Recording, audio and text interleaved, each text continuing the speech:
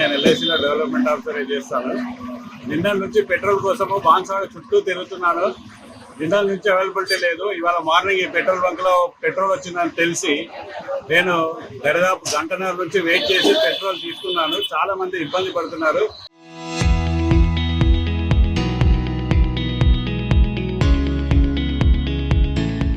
దయచేసి గవర్నమెంట్ దీన్ని కొద్దిగా సీరియస్ గా తీసుకొని ప్రజలకు ఇబ్బందికి రాకుండా చూసుకుంటారని కోరుకుంటున్నాను.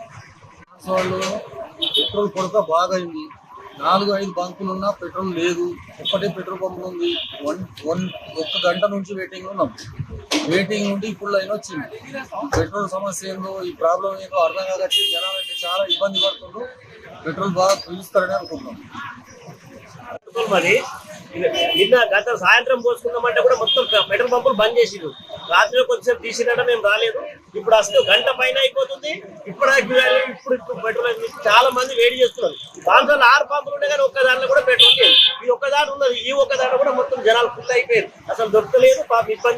చాలా ఇబ్బందులు పడుతున్నాం. పత్రికలు వెయిటింగ్ వచ్చేటోళ్ళకి కానీ ఎవరైనా పోయేటోళ్ళకి కానీ చాలా ఇబ్బందులు ఎదుర్కొంటున్నారు. సరే అండి.